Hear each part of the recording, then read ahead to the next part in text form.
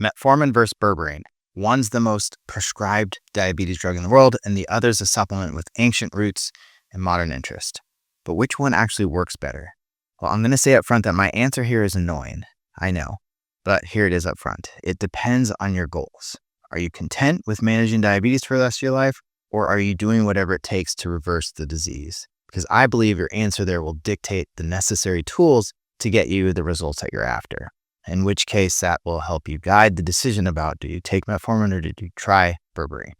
I'm Dr. Adam, a naturopathic doctor and a men's performance coach, and I help men reverse type 2 diabetes, optimize testosterone, and rebuild their performance without relying on meds for life. And today we're digging into one of the most common questions I get from clients. Which is stronger, metformin or berberine?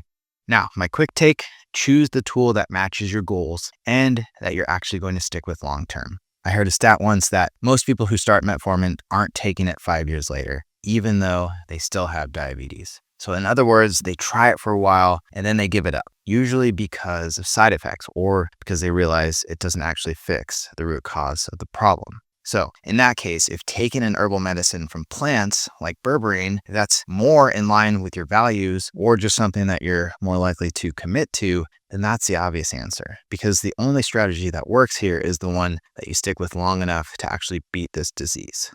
Let's break down the science behind both compounds so you can make a smarter decision for your own body. Let's start with the basics. What are these compounds actually trying to do? Well, both metformin and berberine are designed to lower blood sugar and improve insulin sensitivity, but not by increasing insulin output like a drug like a sulfonylurea or insulin itself, but instead by making your body less resistant to the insulin that you've already made. And that ultimately is the goal, reverse insulin resistance. Now, both of these compounds tell your liver to stop making so much glucose at night. Both make your muscle cells take in more glucose, and they both activate a key enzyme called AMPK, which is your body's internal fuel gauge. That helps decide whether you burn or store energy.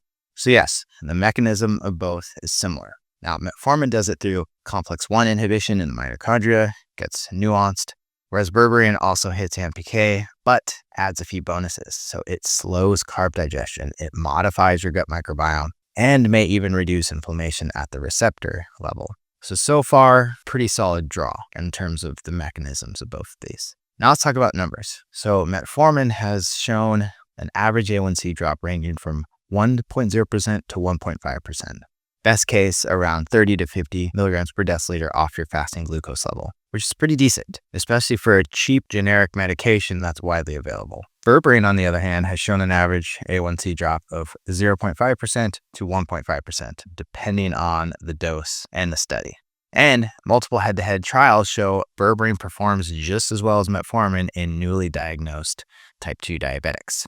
So clinically, berberine is not weaker, but here's the catch.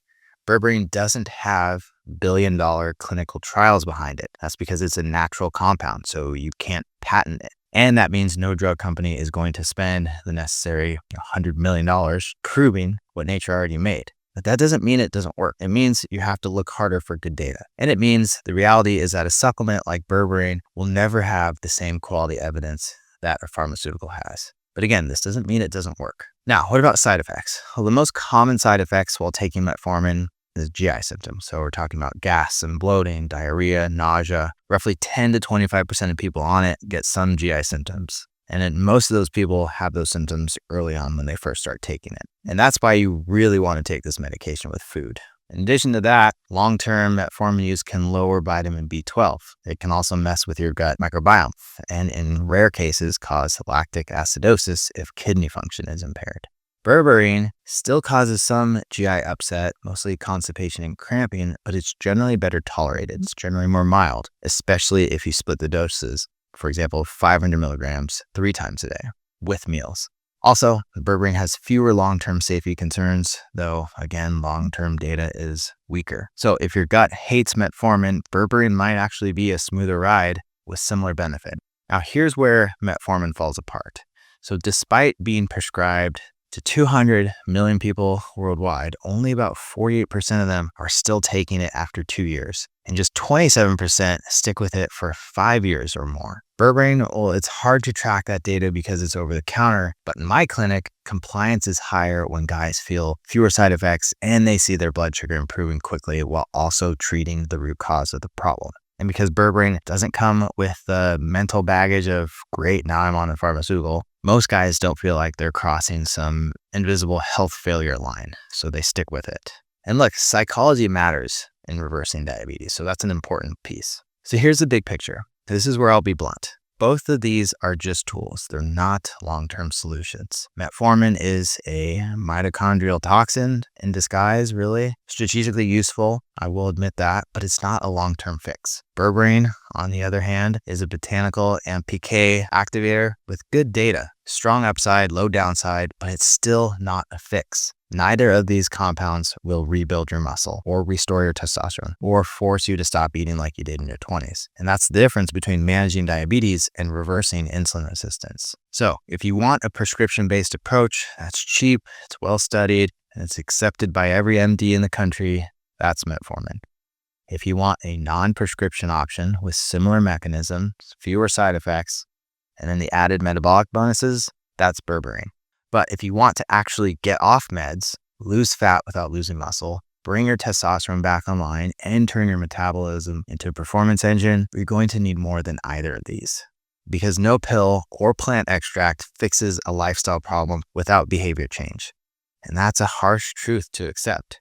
So if you're already on metformin and you're tolerating it well, cool, leverage it. Don't rely on it.